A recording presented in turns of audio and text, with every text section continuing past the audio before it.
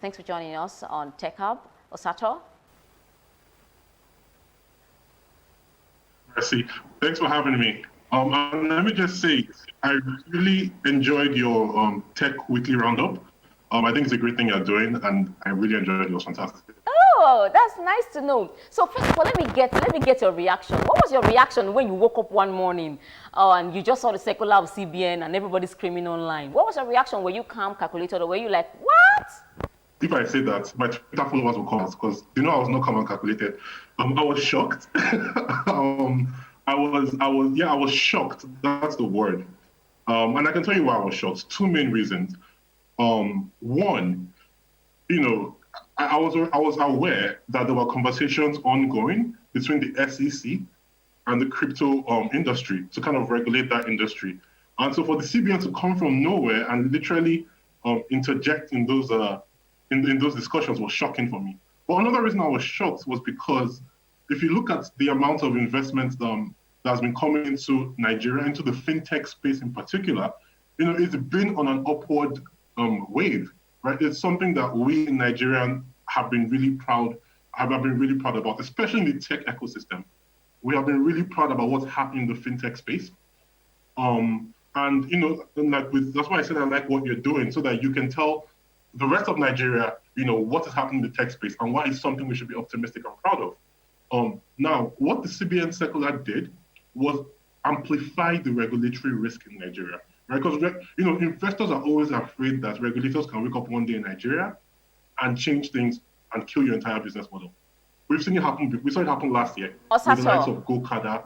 Osato, I know you're excited about this and you can talk all day if I let you talk. But first of all, I had a chat with people who are actually trading in cryptocurrencies here in Nigeria, and they gave their reaction to it. I want us to watch what they said, right? I want us to watch the interview I had with them, and then I'm going to come back for your reaction. Is that okay? So let's hear what they have to say. My name is Patrick Okichuku. I'm a crypto expert and a blockchain expert. Concerning the ban on crypto traders in Nigeria, I think the CBN should have realized that the cryptocurrency did not come to affect Nigeria's economy, but came to make it better. There are several banks that are really investing in Bitcoin and cryptocurrencies because they realize that digital assets is the best way for you to, save your money and even in trading, it helps appreciate your money. So for the SEC in Nigeria to come and say, okay, they want to even regulate crypto users is a great improvement than CBN coming to say they are banning crypto users. Yes, there's an effect on crypto users in Nigeria because right now we can't make P2P payments on Binance and several platforms. So I will encourage that the CBN call off the ban and allow the cryptocurrency is the future. My name is Chagaze Wusiyo Niger Crypto. This came as a shock to us all. We have been expecting the regulators, especially the central bank, to impose new rules like better KYC, better know your customer or know your business compliance, better compliance in general by crypto exchanges, as we see in the rest of the world, like we see in the US, we see in Europe, we see in a lot of places, right? We've been expecting this for a few weeks, only for us to come and say these that, they're barring us from banking completely. They're barring banks from working with us. This is a shock. It throws our operations into disruption, right? We spent a lot of funds integrating banking APIs. We spent a lot of resources, do a lot of integrations with banks, and you just do this all of a sudden. It has caused a lot of confusion. It has caused our processes to be affected, right? And these are businesses that are employing lots of people, thousands of people, and have the potential to employ hundreds of thousands and millions with the type of investment it's driving. You do not want to kill this sector. This is the blockchain is the backbone of financial technology. My name is Senator Ihenyen, lead partner at Infusion Lawyers. I am currently the president of the Stakeholders in Blockchain Technology Association of Nigeria, CBAN. Since 2017, when the CBN first intervened in this area, a lot has changed and a lot has evolved regarding crypto adoption in Nigeria. In my capacity as the president of the CBAN, I am aware that all of the crypto exchanges, at least those who are members and those who are members of other key bodies in the country, these cryptocurrency exchanges apply KYC and AML policies. So, in order to manage risk that might be associated with the use of cryptocurrencies. And so, this is how it's been in the sector.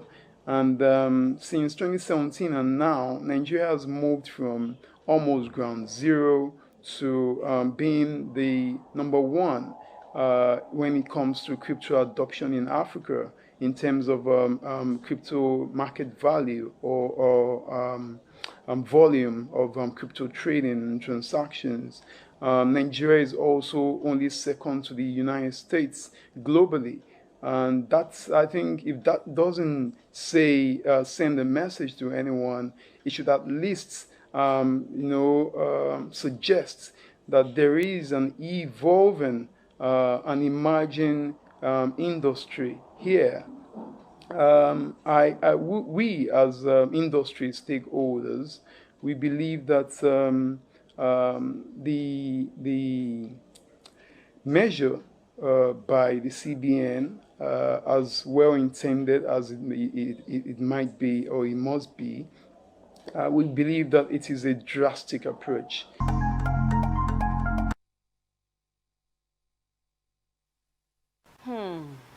I can hear the pain in your voices. Osato, this is where I'm going to ask you to react to what you just heard from the traders of cryptocurrency in Nigeria.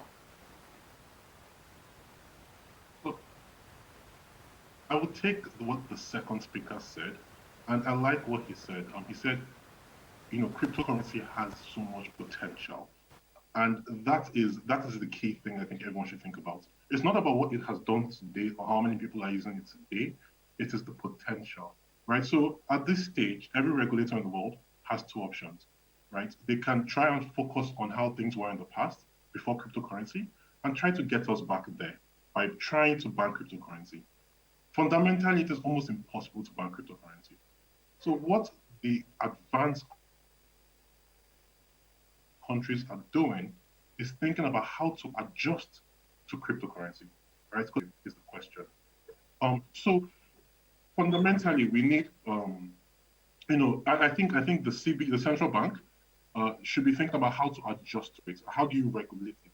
A ban to try to take us to an era when there was no cryptocurrency, is probably not the best thing for Nigeria at the moment. I wanted to quickly react to something I was able to find out during research. The whole skirmish between the Security Exchange Commission and the central bank. I'm going to start from 2017. In one of the documents that they released 2017, the title said, "Virtual currencies not legal tender in Nigeria." That is from CBN, and I quote, that's January 12, 2017. I highlighted a part that said, "For the avoidance of doubt, dealers and investors in any kind of cryptocurrency in Nigeria are not protected by the law." And I zoomed to the last paragraph on the document, and I highlighted it, and it said, "Thus, any bank or institutions that transact in such businesses does so at its own risk." I'm not done. 1 minute. During the PCAC, right? Governor Emefiele was quoted as saying, "Presently, there is no legal framework for regulation of cryptocurrency in Nigeria." That was 2018. Based on existing legislation, the usage of cryptocurrency in Nigeria is neither permitted nor prohibited. He went ahead to say, "In spite of the above developments and global push for regulation, the cryptocurrency market in Nigeria is currently unregulated, and relevant stakeholder agencies are currently understudying the phenomenon." Security Exchange Commission, as at sometime last year, said it is what they call the cryptocurrency can be regarded as securities. Is there a problem with regulator synergy here? I mean, what could be the problem here? Why the sudden change?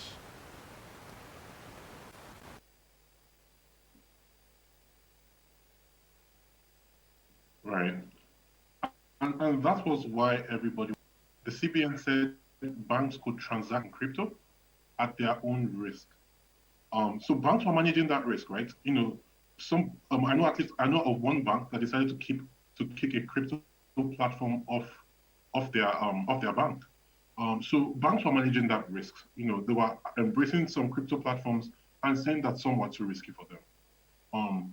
Now, what the CBN has done is say, you know what, you know, we're taking away that power from banks, and they cannot manage that risk anymore. In fact, they cannot even bank these platforms anymore. Now, the CBN has said that the reason why it did that was due to money laundering and terrorist financing concerns. And these are concerns that everyone has, especially those in the crypto space, right? So a number of them, I spoke to all the major ones, at least operating in Nigeria a couple of weeks ago, and all of them are implementing some sort of KYC, which is similar to what the commercial banks use. And and they were doing that before any regulation came in, right? So this wasn't a case of, oh, they have to do it by regulation like the banks do. This is before regulation came in. They did not want money laundering or terrorist financing on their platforms. And the second thing is they were anticipating regulation. So they were preparing their procedures in expectation of that regulation. But what they got instead was, kind of not a direct prohibition, but, something that would really affect their business model substantially. We have seen the beautiful, we have seen the ugly, right? What is the future for us? What are you expecting that when the Central Bank of Nigeria governor and the SEC DG appears before the Senate, what are you expecting that should happen? And what are you expecting for cryptocurrency in Nigeria? Is it going to be accepted at some point, or is there going to be a collaboration with the government? Because people have lost their investment. So what's the future of cryptocurrency in Nigeria?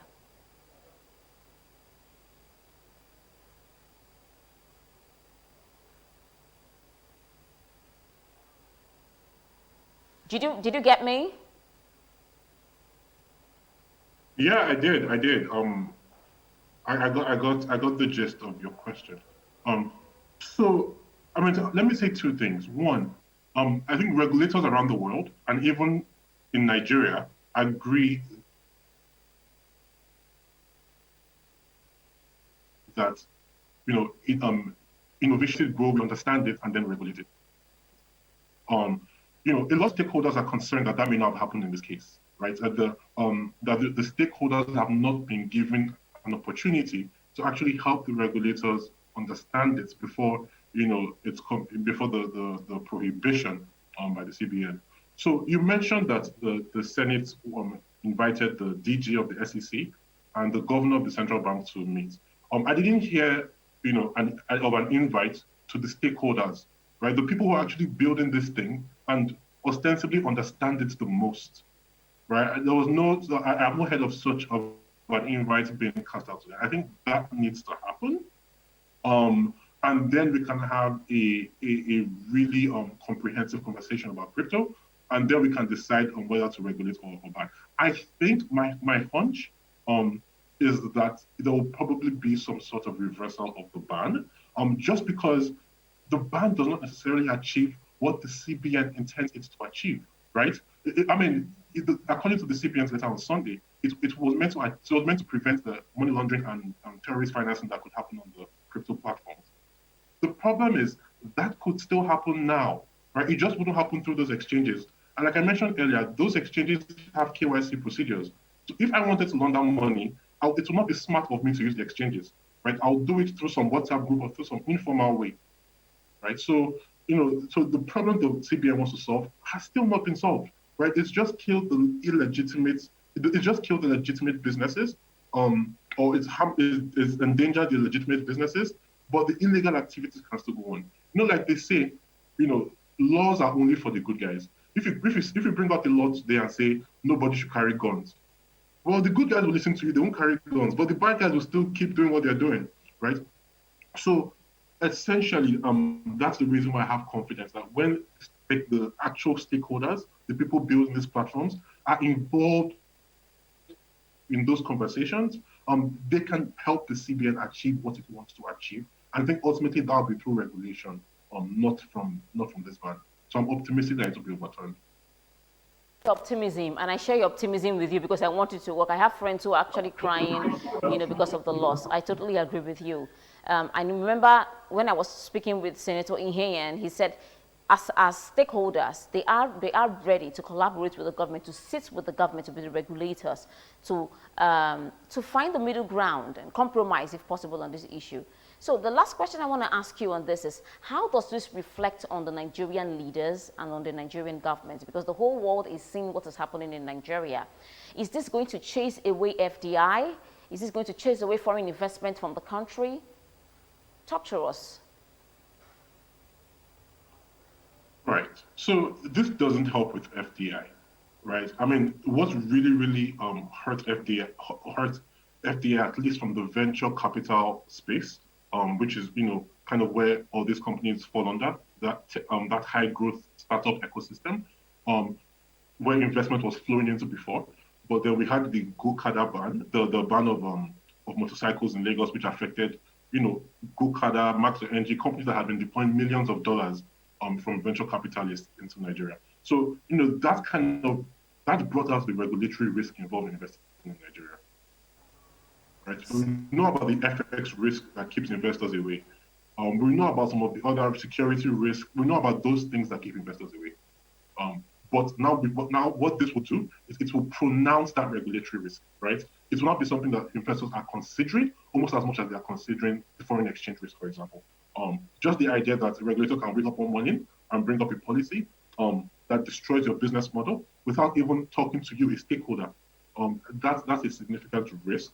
I think if it's overturned, that sends a good signal. That sends a good signal to investors.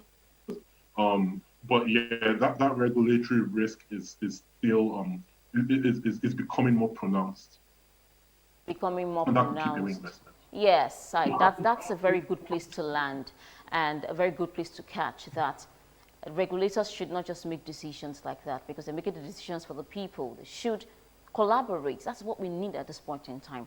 Thank you so much for joining us on Tech Hub, for your insightful comments on the cryptocurrency issue and your optimism that it could end for good for Nigeria. Thank you for joining us on Tech Hub. Osato Guobadia, analyst, banking sector, steers business. Thank you for joining us.